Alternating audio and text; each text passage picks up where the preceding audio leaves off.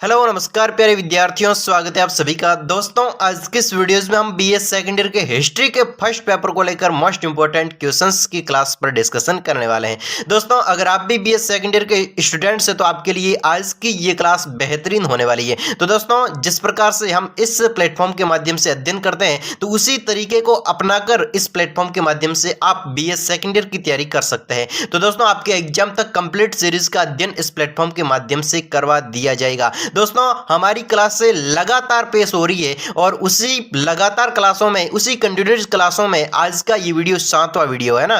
तो पिछले 6 वीडियोस बन चुके हैं, रिकॉर्ड पड़े, लिंक डिस्क्रिप्शन में दे रखा है, यानी कि पूरी प्लेलिस्ट बन चुकी है, उसका लिंक डिस्क्रिप्शन में दे रखा है। दोस्तों आप स्टार्टिंग से वीडियोस देखिए, इतिहास के आपको अच्छी तरीके से समझाया गया है। दोस्तों कई विद्यार्थी ऐसे भी हैं जो अलग अलग कमेंट कर रहे हैं। दोस्तों अगर आपको गहनता से अच्छी तरीके से पढ़ना है तो आपको सीरीज को नहीं पढ़ना चाहिए। दोस्तों सीरीज तो केवल इसीलिए आती है जो एग्जाम की दृष्टि से मोस्ट इंपोर्टेंट क्वेश्चंस है और उसको आपको पढ़कर एग्जाम में अच्छे परसेंटेज बना लेने हैं। लेकिन दोस्तों अगर आपको कॉलेज में अच्छा परफॉर्मेंस करना है, इस प्रकार से आपको अच्छे परसेंटेज बनाने हैं, तो दोस्तों आपको कॉलेज रेगुलर अटेंड करनी पड़ेगी। यानी कि दोस्तों कॉलेज में जाओगे, आपको वहां पर लेक्चरर पढ़ाएगा, नहीं पढ़ाता है तो दोस्तों आपकी कॉलेज में एडमिशन लेने की गलती है। दोस्तों अगर किसी अच्छी कॉलेज में एडमिशन लिया है तो वहां पर अच्छी तरीके से पढ़ाया जाएगा। लेकिन दोस्तों सीरीज का केवल यही उद्देश्य होता है कि आपको एग्जाम में अच्छी तरीके से पास करवाना है ना। तो आपको अच्छा कंटेंट अगर पाना है तो दोस्तों आप कॉलेज जाइए, आपको अच्छी तरीके से मैंने तो केवल इस प्लेटफॉर्म के माध्यम से यही बताया है कि आपको जो भी प्रश्न इंपॉर्टेंट है उसको अच्छी तरीके से समझाया है, जो भी लिखा हुआ है उसको समझाया है। दोस्तों आप समझिएगा इस बात को, ठीक है ना, अच्छी तरीके से समझाया है। दोस्तों जो भी लाइन पढ़ते हैं और अगर वो समझ में नहीं आती है तो दोबारा पढ़ते हैं। दोस्तों आपको कंठस्थ करवाने की और आपको एग्जाम से पहले तैयारी प्रिपरेशन करवाने की कोशिश करवाई जा रही है। दोस्तों आप एग्जाम आते हैं तब बैठते हो पढ़ने और आपको बिल्कुल कम टाइम में दोस्तों ज्यादा याद भी नहीं होता है। तो दोस्तों अभी से आप प्लेटफॉर्म के माध्यम से, इस यूट्यूब के माध्यम से थोड़ा थोड़ा पढ़ते रहिए। और दोस्तों आप जानते ही हो कि आपको अगर एग्जाम में 1-2 पॉइंट मिल जाते हैं तो भी आप अच्छा परफॉर्मेंस अच्छी तरीके से अपने हिसाब से कर लेते हैं, अनुभव बोलता है दोस्तों। तो चलिए आज के इस वीडियोस को इसी के साथ में हम शुरू करते हैं। 7वीं क्लास है दोस्तों और मोस्ट इंपोर्टेंट क्वेश्चंस को आपके सामने अच्छी तरीके से समझाया जाएगा। तो दोस्तों चलिए स्टार्ट करते हैं वीडियोस को।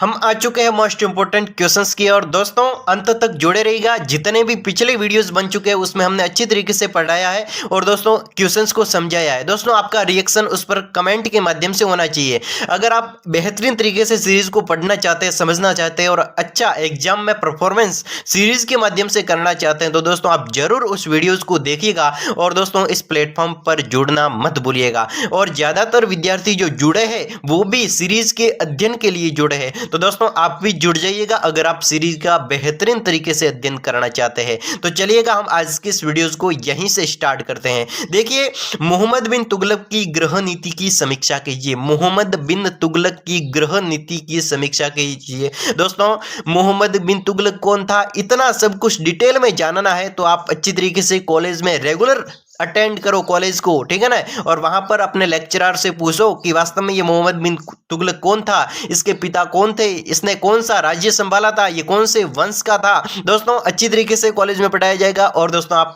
हिस्ट्री के लेक्चरर भी बन सकते हैं। आप अच्छी तरीके से रेगुलर कॉलेज अटेंड करिए। अगर आप कंपटीशन एग्जाम की तैयारी कर रहे हैं तो दोस्तों सीरीज आपके लिए बहुत ही अच्छा फॉर्मूला है एग्जाम को पास करवाने का। तो चलिए हम स्टार्ट करते हैं। मोहम्मद बिन तुगलक की गृह नीति, आपको केवल यही जानना है कि मोहम्मद बिन तुगलक की गृह नीति आखिर क्या थी, इसको हम समझेंगे। दोस्तों ये आपको अथवा में प्रश्न दिखाई दे रहे हैं, ये दोस्तों प्रश्न सेम है लेकिन इसको जो भाषा का तरीका है, पूछने का तरीका है, उसको चेंज किया हुआ है। 1-2 प्रश्न अलग हो सकते हैं। देखिए हम पढ़ते हैं इसको। मोहम्मद बिन तुगलक की विभिन्न योजनाओं का आलोचनात्मक परीक्षण कीजिए। यानी कि दोस्तों मोहम्मद बिन तुगलक की ये क्या थी, गृह नीति एक प्रकार की योजना थी, है ना। तो मोहम्मद बिन तुगलक की विभिन्न योजना में ये आ गया ना, गृह नीति योजना में आ गई तो इसका आलोचनात्मक, इसकी बुराई है ना, इसका परीक्षण कीजिए। यानी कि ये लोगों के लिए किस प्रकार से गलत साबित हुई। इसके बाद में मोहम्मद बिन तुगलक की विभिन्न योजनाओं का मूल्यांकन, सेम सवाल है दोस्तों। गृह नीति एक प्रकार की योजना है और यहाँ पर सीधे सीधी योजना तुगलक की पूछ ली है ना, मोहम्मद बिन की। इसके बाद में यहाँ पर भी योजना पूछ ली। इसके बाद में मोहम्मद बिन तुगलक की योजनाओं का विवेचन बिल्कुल सेम, असफल क्यों हो रहा, ये दोस्तों सेम सवाल है, थोड़ा बहुत अलग फेरफार है। दोस्तों सवालों को समझना और सवाल किस प्रकार से पूछा जा रहा है उसको समझना बहुत ही अच्छी बात है, क्योंकि आपने केवल यही एक प्रश्न पढ़ा और इसका एक उत्तर जान लिया, लेकिन आपको ये प्रश्न पूछ लिया तो, है ना। तो दोस्तों सवाल सेम है, लेकिन पूछा किस प्रकार से गया इसको समझना जरूरी है। देखिए मोहम्मद बिन तुगलक के कार्यों का मूल्यांकन कीजिए। मोहम्मद बिन तुगलक ने अपने जीवन काल में, अपने शासन काल में जो योजना बनाई, जो ग्रह नीति एक प्रकार की योजना है, तो ये मोहम्मद बिन के कार्य, योजना कब बनेगी, जब कार्य होगा। तो कार्यों में हमें क्या लिखनी है, योजनाओं को लिखना है। तो दोस्तों सेम सवाल है, अगर आप कार्यों को पूछ रहे हैं, ठीक है ना, तो कार्यों में योजना आएगी, मोहम्मद बिन तुगलक ने कौन कौन से निर्माण कार्य करवाए वो आएगा, है ना, तो ये उसके कार्यों में आएगा, योजना आएगी। दोस्तों सेम सवाल है, लेकिन पूछने का तरीका अलग अलग है। तो समझ गए होंगे अब सवाल को आप। अब हम बढ़ते हैं आंसर की ओर। दोस्तों अंत तक बने रहिएगा, बेहतरीन तरीके से आपको समझाया जाएगा, आप विश्वास के साथ में अंत तक जुड़े रहिएगा। तो आइए दोस्तों हम समझते हैं मोहम्मद बिन तुगलक के प्रारंभिक जीवन को। इसके बाद में हम उसकी ग्रह नीति को समझेंगे, है ना, इसकी ग्रह नीति को बाद में समझेंगे। लेकिन मोहम्मद बिन तुगलक कहाँ का शासक था, मोहम्मद बिन के पिता का नाम क्या था, उसने कौन कौन सी उपाधियां धारण की थी, इसके बारे में हम अनेक विद्वानों के की भी कथन दे रखे हैं, उसको भी हम पढ़ेंगे। इसके बाद में हम उसकी ग्रह नीति को पढ़ेंगे, है ना, उसकी योजनाओं को पढ़ेंगे। लेकिन मोहम्मद बिन तुगलक के बारे में हम पहले ही जानेंगे। तो चलिए हम जानते हैं मोहम्मद बिन तुगलक के जीवन के बारे में, प्रारंभिक जीवन के बारे में, यानी कि वो कहां से राजा बना इसके बारे में। मोहम्मद बिन तुगलक का वास्तविक नाम खूंजा खां था। क्या था, खूंजा खां था। यह गयासुद्दीन तुगलक का पुत्र था। किसका पुत्र था, मोहम्मद बिन तुगलक गयासुद्दीन तुगलक का पुत्र था। ध्यान रखना, किसका, गयासुद्दीन तुगलक का पुत्र था। गयासुद्दीन तुगलक ने उसे युवराज घोषित कर उसे उलग खां की उपाधि प्रदान की। यानी कि दोस्तों यहां पर मोहम्मद बिन तुगलक को जब उसके पिता ने राजा बनाया तब उसको एक उपाधि दी, उसके पिता ने उलग खां की उपाधि प्रदान की। इसके बाद में मोहम्मद तुगलक को सैनिक शिक्षा दिलाई। मोहम्मद तुगलक को किसकी सैनिक शिक्षा भी दिलाई, जिसमें वह निपुण हो गया। डॉक्टर एल श्रीवास्तव का कथन है, एक विद्वान यहां पर कथन दे रहे हैं, उसका विचार है, कौन है, एल श्रीवास्तव, की युवावस्था में उसने एक विद्वान के रूप में अपनी योग्यता का परिचय दिया, जिससे स्पष्ट है कि बचपन में उसे अच्छी से अच्छी साहित्य शिक्षा दी गई होगी। वह एक अकाल प्रौढ़ बालक रहा होगा। यानी कि दोस्तों उसको बचपन में ही उसके पिता ने अच्छे से अच्छी सैनिक शिक्षा दी और उसने उसका परफॉर्मेंस भी किया, यानी कि उसको प्रदर्शित भी किया। देखिए उसका, यानी कि उसका परिचय दिया। आप समझिए इसको बात को, कि यहां पर एक विद्वान है एल श्रीवास्तव ने कहा, एक कथन, उसका विचार बताया कि जो मोहम्मद बिन तुगलक के बारे में अभी तक हम पढ़ रहे हैं, तो इसके पिता ने, यानी कि देखिए युवावस्था में उसने एक विद्वान के रूप में अपनी योग्यता का परिचय दिया। एक विद्वान, यानी कि एक विद्वान, गुणी ज्ञाता, है ना, उस विद्वान के रूप में अपनी योग्यता, यानी कि मैं कौन हूं, मैं क्या कर सकता हूं, इस प्रकार का परिचय किसने दिया, मोहम्मद बिन तुगलक ने छोटी अवस्था में, युवा अवस्था में, यानी कि उसने किशोर अवस्था में हम उसको कह सकते हैं, तो एक परिचय दिया, जिससे स्पष्ट होता है, यानी कि एक छोटी सी अवस्था में, युवा अवस्था में उसने इतना बड़ा परिचय दिया, उसकी योग्यता का परिचय दिया। तो इससे दोस्तों स्पष्ट होता है कि बचपन में उसे अच्छे से अच्छी साहित्य शिक्षा दी गई होगी। यानी कि बचपन में जब अच्छी से अच्छी साहित्य शिक्षा दी गई होगी, तब ही जाकर वो क्या कर सकता है, अपनी योग्यता का परिचय दे सकता है। इससे ये स्पष्ट होता था, है ना।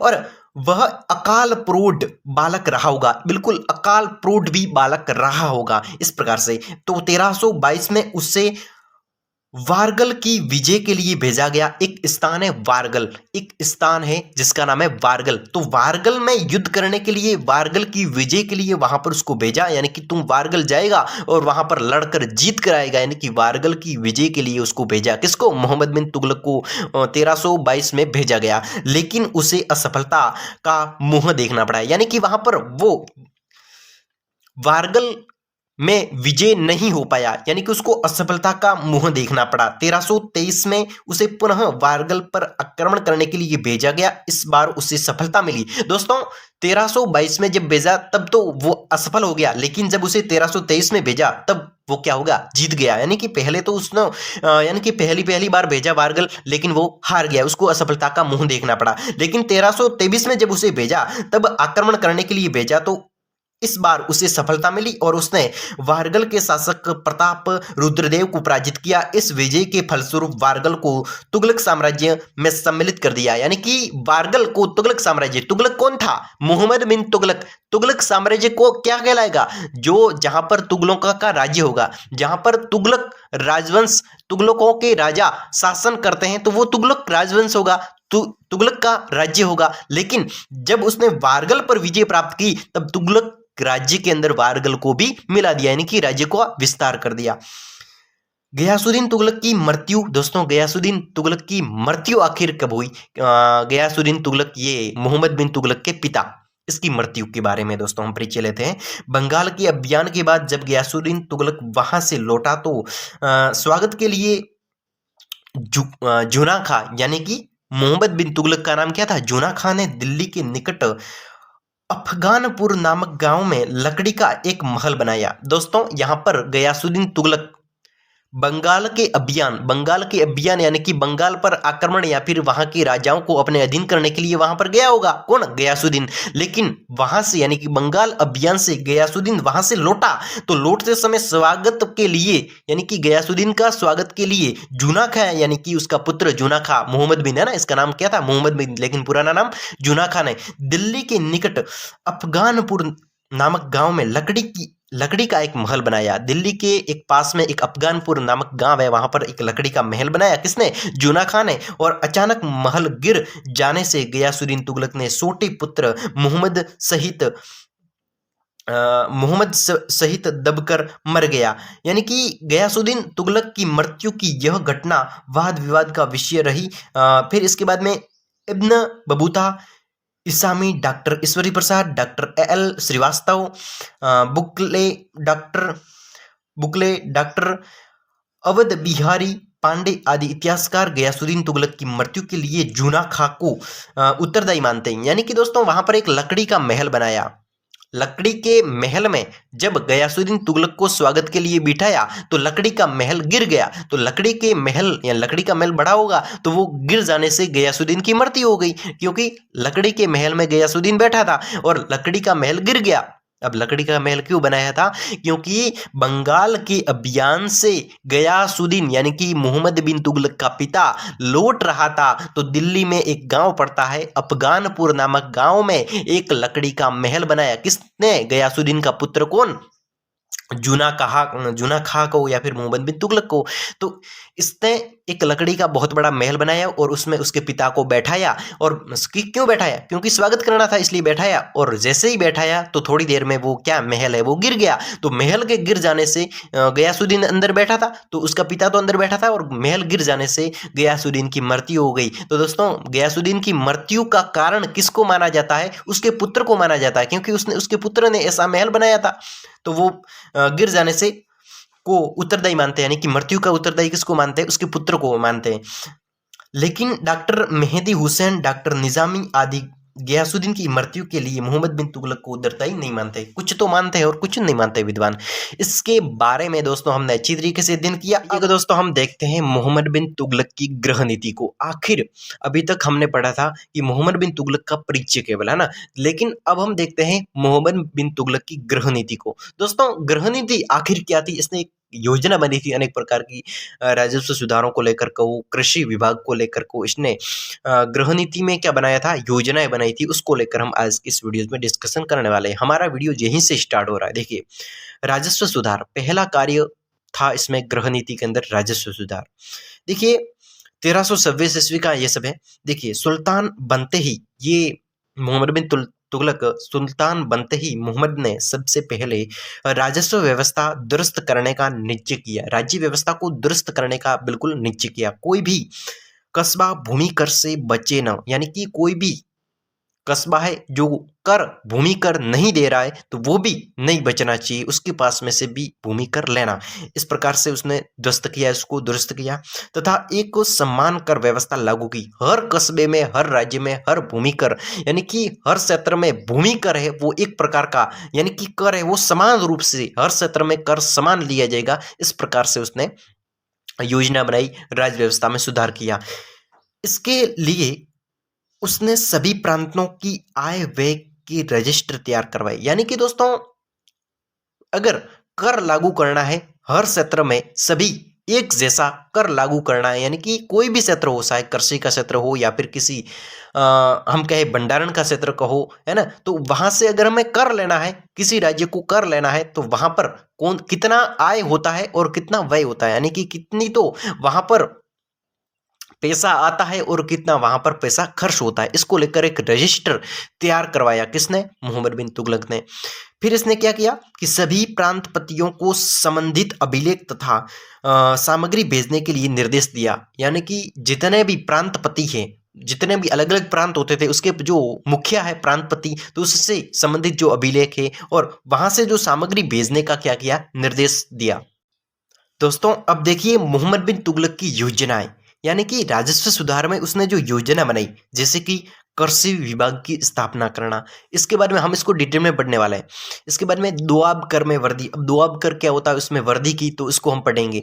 इसके बाद में राजधानी परिवर्तन, राजधानी को परिवर्तन करना, ये भी एक प्रकार का क्या है, राजस्व सुधार के लिए इसने एक योजना बनाई। इसके बारे में दोस्तों आगे है सांकेतिक मुद्रा का प्रचलन। सांकेतिक मुद्रा यानी कि वहां पर कोई मुद्रा है, कोई सिक्का है ना, तो उस पर राज्य का लोगो लगवाना, राजा का लोगो, फोटो वगैरह, इस प्रकार से। फिर आता खुरासान विजय की योजना। एक खुरासान विजय, खुरासान नामक स्थान है, वहां की विजय की योजना, यानी कि उसने कौन कौन सी सेना तैयार की, कितनी सेना तैयार की, उसने किस प्रकार से युद्ध को जीता, उसको हम पढ़ेंगे। फिर आता है नगरकोट की विजय। इस प्रकार से अलग अलग युद्ध दे रखे हैं, उसको हम अच्छी तरीके से आज के इस वीडियोज में पढ़ने वाले हैं। तो दोस्तों एंड तक जुड़े रहिएगा, बहुत ही बेहतरीन तरीके से आपको इसकी गृह नीति को हम समझाएंगे। देखिए मोहम्मद तुगलक की योजनाओं में पहली योजना आती है कृषि विभाग की स्थापना करना। दोस्तों कृषि विभाग की स्थापना अगर किसी शासक ने पहली बार की है तो ये मोहम्मद बिन तुगलक ने की है।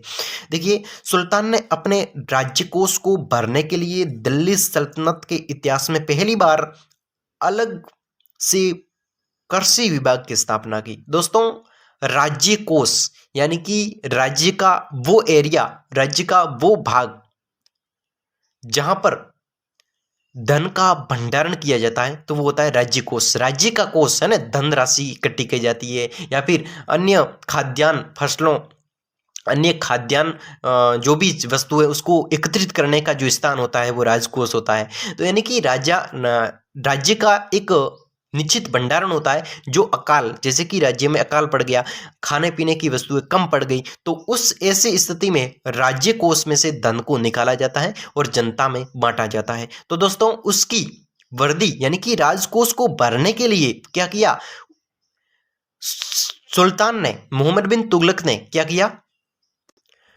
कृषि विभाग की स्थापना की। पहला उद्देश्य क्या था, राज्य कोष को भरने के लिए दिल्ली के सुल्तान के इतिहास में पहली बार कृषि विभाग की स्थापना की। इस योजना के अंतर्गत तुगलक ने 70 वर्ग मील की बंजर भूमि का क्षेत्र चुना। 70 वर्ग मील की बंजर भूमि, बिल्कुल बंजर भूमि, जो मोटी मोटी रेत वाली भूमि होती है जिसमें कुछ पकता भी नहीं है, तो उस बंजर भूमि का क्या किया, चुनाव किया।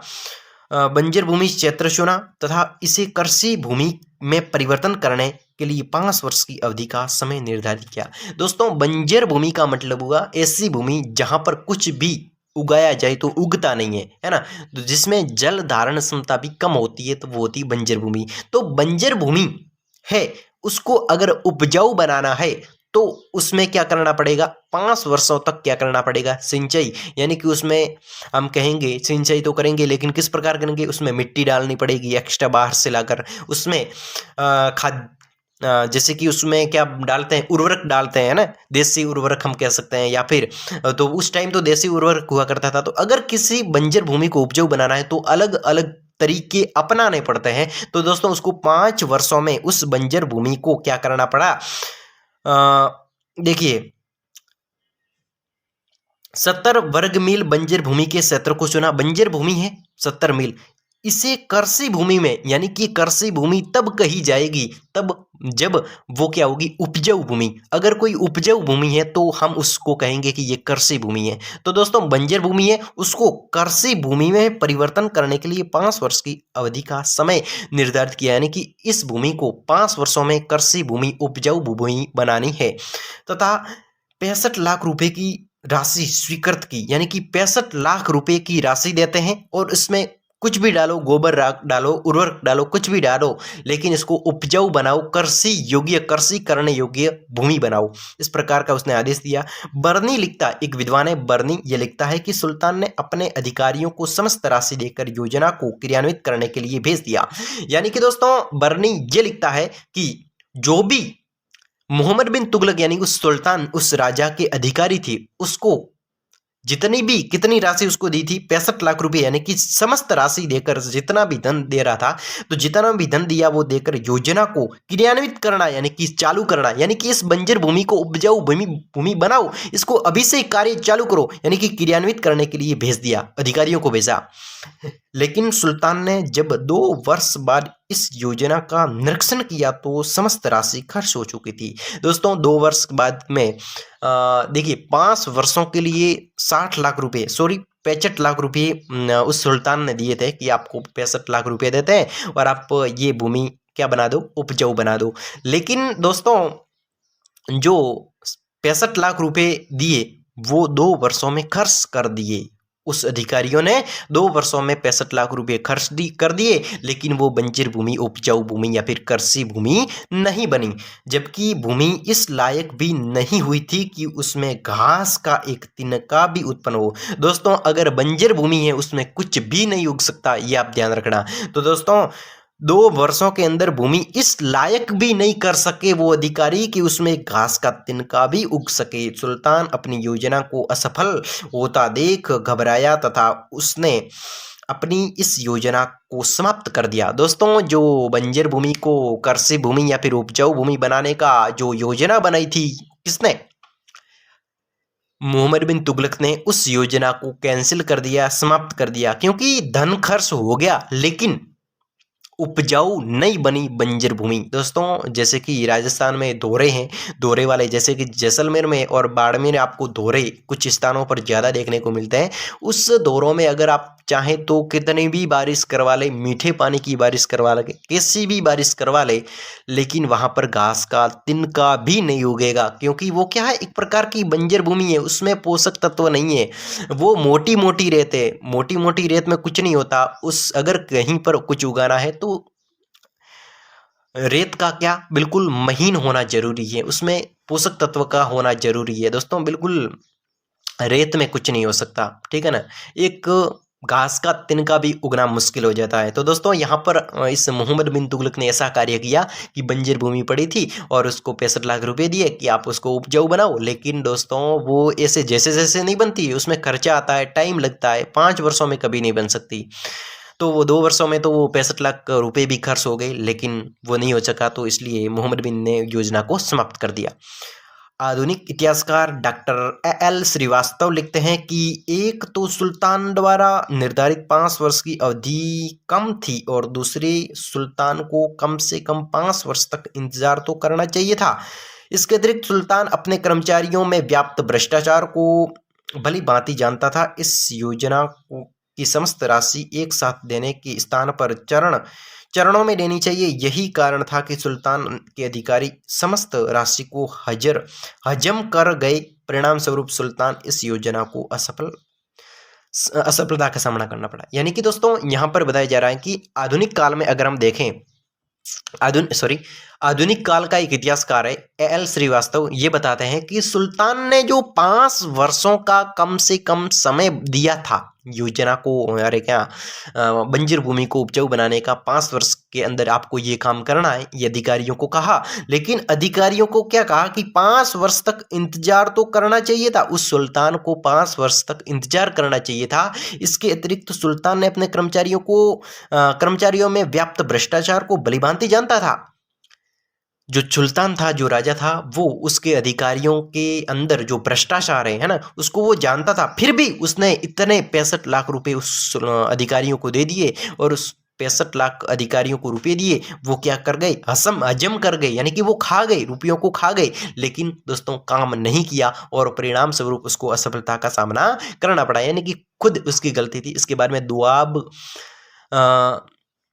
दुआब में कर वर्दी का अर्थ हुआ दोस्तों सुल्तान मोहम्मद बिन तुगलक की दूसरी योजना दुआब में कर वर्दी करने की थी। यानी कि दोस्तों दुआब में कर वर्दी करना, यानी कि सुल्तान मोहम्मद बिन तुगलक की दूसरी योजना दुआब में कर वर्दी करना, यानी कि बर्नी यहाँ पर लिखता है कि अपनी पिछली योजनाओं की असफलता की क्षतिपूर्ति तथा आगे आने वाली योजनाओं के लिए अपना राजकोष भरने के लिए सुल्तान ने दुआब में करों की वर्दी कर दी। दुआब में करों की वर्दी कर दी, यानी कि दोस्तों दुआब गंगा व यमुना के बीच का समस्त क्षेत्र था। दुआब क्या था, अब देखिए दुआब क्या था, गंगा और यमुना नदियों के बीच का जो क्षेत्र है उसको क्या कहते हैं, दुआब क्षेत्र के नाम से जानते हैं।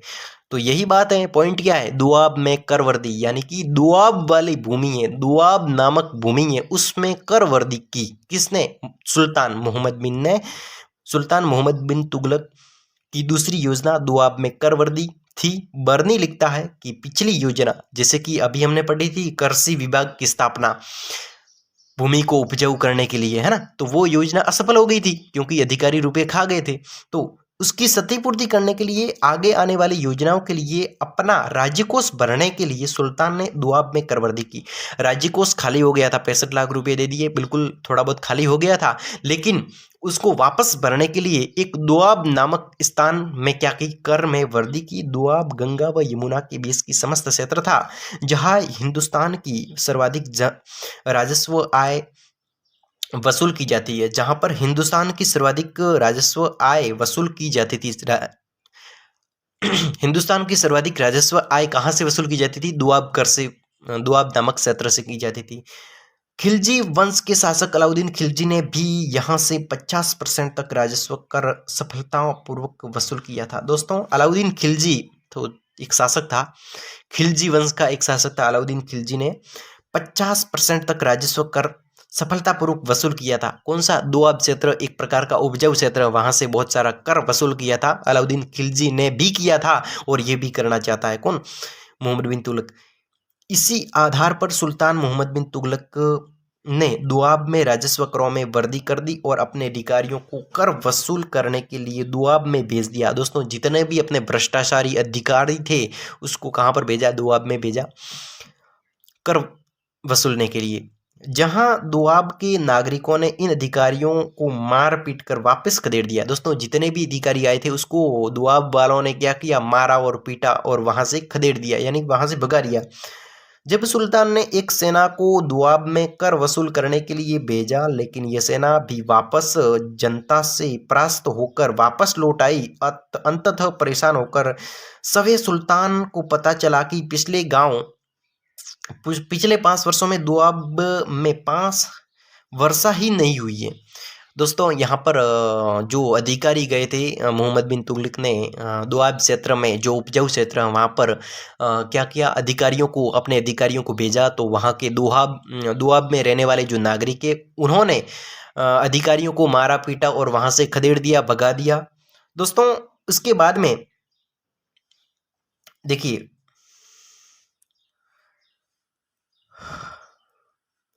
लास्ट में क्या हुआ कि जो अलाउद्दीन है, सॉरी मोहम्मद बिन तुगलक है, वो परेशान होकर सवे सुल्तान को ये पता चला कि पिछले 5 वर्षों में दुआब में वर्षा ही नहीं हुई है। दोस्तों पिछले 5 वर्षों में दुआब में वर्षा ही नहीं हुई है, तो वर्षा नहीं होगी तो वहाँ पर उपजाऊ भूमि कैसे हम कह सकते हैं। अतः भयंकर सूखे के कारण दुआब में सूखा पड़ गया। सूखे के कारण यहाँ की अधिकांश जनता ने कृषि कार्यों को छोड़कर लूटमार का पेशा अपना लिया है। सुल्तान इस वास्तविकता को देखकर अत्यधिक दुखी हुआ। उसने करों को माफ कर दिया तथा कृषि कार्य पुनः प्रारंभ करने के लिए तकाबी ऋण बांटे। यानी कि दोस्तों सुल्तान ने खर्चा दिया कि आप अपने खेतों में, आप अपने दुआब के खेतों में धान उगाओ, मैं आपको खर्चा देता हूँ ऋण के रूप में, आप वापस चुका देना। इस प्रकार से उसने ऋण बांटे वहाँ के दुआब वाले निवासियों को, यानी कि आपके यहाँ पर सूखा पड़ गया है, 5 वर्षों से बरसात नहीं हुई है, ऐसा सुल्तान मोहम्मद बिन तुगलक को पता चला। तो मोहम्मद बिन तुगलक बिल्कुल दुखी हो गया, और दुखी होने के बाद में वहाँ पर क्या किया कि जनता थी ना वहाँ की दुआब की, वो लूट मार करने लगी, लूट का पैसा खाने लगी। तो दोस्तों ऐसा सोचकर वो दुखी हुआ, और उसने क्या किया, धन दिया उसको कि आप अपने खेतों में धान उगाओ, मैं आपको ऋण देता हूँ, यानी कि ऋण बांटे।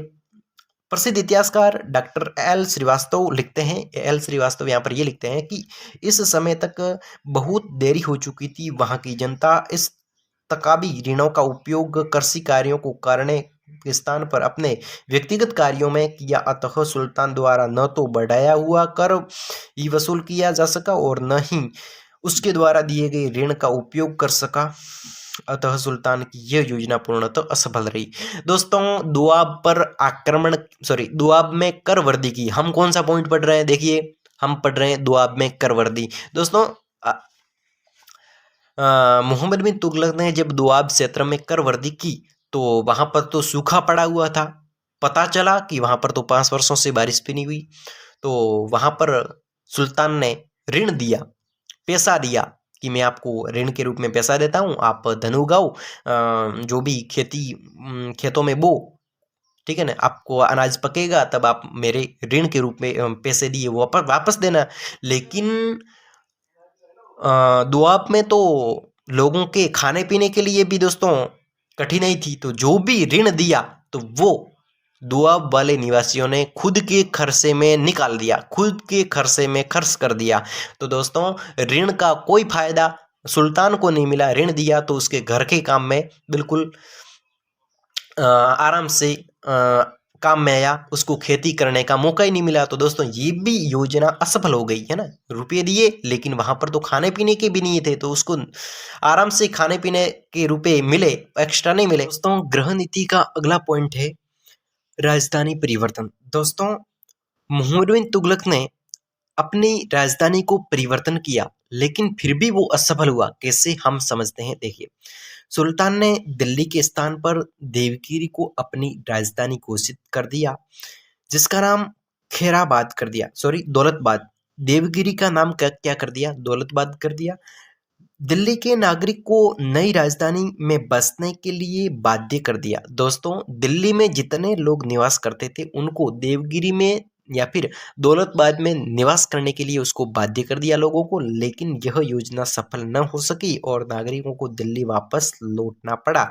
दक्षिण में विद्रोह का दमन करते समय उसके हृदय में यह भावना उत्पन्न हुई कि राजधानी साम्राज्य के केंद्र में होनी चाहिए। दोस्तों जब वो दक्षिण के विद्रोह हुआ था उसको मोहम्मद बिन रोकने गया, उसको दमन करने गया, तब उसके मन में, उसके हृदय में ये भावना उत्पन्न हुई कि अगर राजधानी साम्राज्य के केंद्र में होगी तो दोस्तों क्या होगी, राजधानी स्थायी होगी, अच्छी होगी। तो वास्तव में राजधानी परिवर्तन में उसका मुख्य प्रयोजन यह था कि दोस्तों वो राजधानी परिवर्तन क्यों कर रहा था, उसका मुख्य उद्देश्य यह था कि दक्षिण प्रदेशों पर उसका पूर्णतया नियंत्रण रहे। दक्षिण में जितने भी प्रदेश है वहां से विद्रोह नहीं हो सके। तो विद्रोह नहीं होगा तो दोस्तों राजधानी अगर दक्षिण में होगी तो दक्षिण में विद्रोह नहीं होगा, तो इसलिए वो राजधानी परिवर्तन करता था। और वहाँ दोस्तों आगे बढ़ते थे, सांकेतिक मुद्रा का प्रचलन। दोस्तों यहाँ पर जो राजधानी परिवर्तन थी, ये राजधानी परिवर्तन दक्षिण में होने वाले विद्रोह के दमन के लिए इसने बिल्कुल राज्य के केंद्र में राजधानी स्थापित करने का उद्देश्य निर्धारित किया, लेकिन वो नहीं हो सका, पूर्ण नहीं हो सका, इसमें भी वो असफल रहा है ना, लगातार असफल हो रहा है। इसके बाद में सांकेतिक मुद्रा का प्रचलन, मोहम्मद बिन ने सांकेतिक मुद्रा का प्रचलन यानी कि सांकेतिक मुद्रा को चलाया, लेकिन वो भी फेल रही। देखिए कैसे, मोहम्मद बिन तुगलक ने विभिन्न प्रकार के सिक्के ढलवाए जिसमें कुछ कलात्मक दृष्टि से सुंदर थे। मुद्रा निर्माण के कार्य में सांकेतिक मुद्रा के रूप में तांबे के सिक्के चलवाना उसका सबसे महत्वपूर्ण प्रयोग था। उसने आदेश निकलवाया कि लोगों को तांबे और पीतल के सिक्के का प्रयोग उसी रूप में करना चाहिए जिस रूप में अभी तक चांदी के सिक्के व्यवहार में लाते रहे हैं, लेकिन इन सिक्कों पर राजकीय टकसाल का कोई चिन्ह नहीं था जिसके द्वारा नकली और असली सिक्के में सरलता से पहचान की जा सके। दोस्तों यहाँ पर मोहम्मद बिन तुगलक ने अपने राज्य में नए सिक्के ढलवाए, कौन से, तांबे के सिक्के ढलवाए, लेकिन दोस्तों तांबे के सिक्के ढलवाए और तांबे के सिक्के ढलवाने के अब देखिए, पहले तो चांदी के सिक्के थे क्योंकि राज्य कैसा था, धनवान था। अगर राज्य धनवान होगा तो सोने के सिक्के होंगे, थोड़ा डाउन होगा तो चांदी के होंगे, और भी डाउन होगा तो तांबे के होंगे। तो दोस्तों तांबे के सिक्के पहले चांदी के थे, फिर धन कम हो गया तो तांबे के डलवाए। तो तांबे के डलवाए, तब उसने कहा कि जनता को उसी प्रकार से उपयोग करना है जिस प्रकार से चांदी के सिक्कों का उपयोग करते थे, उसी प्रकार से अब तांबे के सिक्कों का प्रयोग करना है। लेकिन दोस्तों मोहम्मद बिन तुगलक ने जो सिक्के बनवाए उसमें राज्य का चिन्ह नहीं डलवाया। जैसे कि कोई भी राज्य है उसका एक लोगो होता है, तो उस लोगों को उस सिक्कों में नहीं बनवाया। तो दोस्तों अगर सिक्कों में लोगो नहीं बनवाया है तो लोग तांबे के सिक्के, जैसा वो सिक्का है ना राज्य का, वैसा का वैसा घर पे बना रहे हैं बैठे बैठे, है ना। तो तांबे के सिक्के बहुत ही अधिक हो गए। तो देखिए यहाँ पर बताया गया है कि आदेश निकलवाए, ठीक है, उसी प्रकार से करना है। और टकसाल का कोई चिन्ह नहीं, यानी कि राज्य का कोई लोगो नहीं था जिसके द्वारा नकली और असली सिक्कों में पहचान की जा सके। दोस्तों नकली सिक्का कौन सा है, घर पे बनाया हुआ सिक्का कौन सा है, और राज्य के द्वारा दिया हुआ सिक्का कौन सा है, उसमें कोई फर्क ही नहीं दिखाई दे रहा, क्योंकि वो लोगो बनाया ही नहीं है। राज्य का लोगो तो होना चाहिए, वो नहीं बनाया। परिणाम स्वरूप ये हुआ कि लोगों ने अपने घरों में ही राज्य की प्रतीक मुद्रा से ठीक मिलते जुलते तांबे के सिक्के बना लिए। दोस्तों घर पे ही बना लिए। चांदी के सिक्कों की भरमार हो गई। दोस्तों चांदी के सिक्कों की भरमार हो जाने से व्यापारियों को बड़ी असुविधा हुई। उन्होंने तांबे के सिक्कों को लेने से इनकार कर दिया। दोस्तों जो तांबे के सिक्के उसकी अधिकता होने से वो व्यापारी भी अब तो मना कर रहे हैं कि हम तांबे के सिक्के नहीं लेंगे। व्यापार बिल्कुल बंद हो गया। सोना चांदी जैसी बहुमूल्य धातुएं दुर्लभ हो गई। आर्थिक क्षेत्र में गड़बड़ी हुई। दोस्तों देखिए, जो सिक्के नहीं चलेंगे तो दोस्तों व्यापार तो ठप होने वाला ही है। इस बुराई को रोकने के लिए सुल्तान ने आदेश निकाला कि लोग अपने तांबे के सिक्कों के बदले में चांदी के सिक्के ले जाए। तांबे के सिक्के दो राजा को और राजा के पास में चांदी के सिक्के ले जाओ, इस प्रकार का आदेश आया। इस निष्फल योजना से राज्य को गहरी क्षति हुई। दोस्तों जो सिक्के बनवाए तो उसमें भी इसको हार का सामना देखना पड़ा, हार का मुंह देखना पड़ा, ठीक है ना। इसके बाद में खुरासान विजय योजना, एक खुरासान नामक स्थान है, वहां पर इसने विजय योजना ही बनाई, इसको लेकर है। दोस्तों वीडियोस को आप खुद ही वीडियो रोक कर देख लेवे। अब यहां पर देख लेवे नगरकोट की विजय, नगरकोट की विजय के बारे में देख लेवे। अगली है कराजल पर चढ़ाई। आइए दोस्तों हम समझते हैं मोहम्मद बिन तुगलक की असफलता। जो भी काम किया मोहम्मद बिन ने असफल हुआ, ठीक है ना। उसने करसी की योजना बनाई, फिर भी वो असफल हुआ। उसने सिक्के चलाए, फिर भी वो असफल हुआ। उसने राजधानी परिवर्तन की, फिर भी वो असफल हुआ। उसने दुआब करवर्दी की, फिर भी वो असफल हुआ। दोस्तों हर क्षेत्र में वो असफल हुआ। इसका कारण क्या है, इसके कारणों को हम जानेंगे। दोस्तों आपके एग्जाम में ये सवाल मोस्ट इंपोर्टेंट बनता है, आप इसको जरूर 2 बार क्लास अटेंड कर लेवे, लेकिन इसको याद करके जाएं। सुल्तान का उग्र स्वभाव। दोस्तों सुल्तान का उग्र स्वभाव का होना भी इसका कारण है। सुल्तान का उग्र स्वभाव यानी कि दोस्तों मोहम्मद बिन तुगलक क्रोधी व उग्र स्वभाव का व्यक्ति था। इस कारण साधारण अपराध के लिए भयंकर दंड देता था। बिल्कुल थोड़ी बहुत गलती होती थी तो भी इसको व्यक्ति को भयंकर दंड दे देता था। यानी कि वो क्रोधी व्यक्ति था, जिससे जनता की लोकप्रियता यानी कि जनता की लोकप्रियता कम हो गई। पहली बात तो यहाँ पर है कि सुल्तान का उग्र स्वभाव, किसी पर भी वो क्रोधित हो जाता था और कठोर से कठोर दंड देता था। इसके बाद में सुल्तान का अहंकारी स्वभाव का होना भी यहाँ पर उसकी असफलता का कारण है। फिर आता है उलमा वर्ग की नाराजगी भी यहाँ पर उसका असफलता का कारण रही है। इसके बाद में मानव चरित्र का पारखी नहीं होना, यानी कि मानव का चरित्र किस प्रकार का है उसको वो जान नहीं पाता था, तो वो भी उसका असफलता का कारण है। दोस्तों परिणाम स्वरूप ये गलत व्यक्ति विश्वास कर बैठता था। यानी कि मोहम्मद बिन तुगलक है वो किसी भी व्यक्ति को परखने में असफल था। यानी कि वो सामने वाला व्यक्ति किस प्रकार का है उसको समझ नहीं पाता था, वो सच्चा है या फिर झूठा है, वो उसके साथ में धोखाधड़ी कर रहा है। यानी कि परिणाम स्वरूप वह गलत व्यक्ति पर विश्वास कर लेता था। कोई व्यक्ति आता है कि मैं आपकी सहायता करूंगा और आप मेरे साथ में आप है वो मेरे को आपके राज्य में मिला दो, लेकिन वो उसको मिला देता था, उसको समझ नहीं पाता था और वो विश्वासघात कर लेता था। यानी कि व्यक्ति को समझना बड़ी बात होती है। इसके बाद में योजनाओं का समय से आगे होना, यानी कि दोस्तों योजना है वो समय से आगे, अब समय तो आने वाला है और उससे पहले योजना चला दी, तो ये भी उसकी असफलता का कारण है। इसके बाद में प्रजा का असहयोग, यानी कि प्रजा उसकी विरोधी थी। अगर राजा के प्रति प्रजा का विश्वास नहीं होगा, प्रजा राजा को पसंद नहीं करती है, तो दोस्तों प्रजा पसंद नहीं करेगी तो राजा पहले ही कैसा ही नियम बना दे वो पालन नहीं कर सकते। इसके बाद में विपरीत परिस्थिति का भी होना उसकी असफलता का कारण बना। आज की क्लास में मोस्ट इंपोर्टेंट क्वेश्चंस देखा। दोस्तों जरूरत पड़े तो एक बार पुनः इस वीडियोस को देख लेवे। दोस्तों वीडियोस को लाइक जरूर कर लेना और चैनल को सब्सक्राइब अपने दोस्त के साथ में, जिगरी साथी के साथ में वीडियोस को शेयर कर दे, क्योंकि वो भी BA सेकंड ईयर का विद्यार्थी है। एक बार वो भी प्रश्न देख लेवे। तो मिलता हूँ नेक्स्ट वीडियोस में, तब तक के लिए धन्यवाद।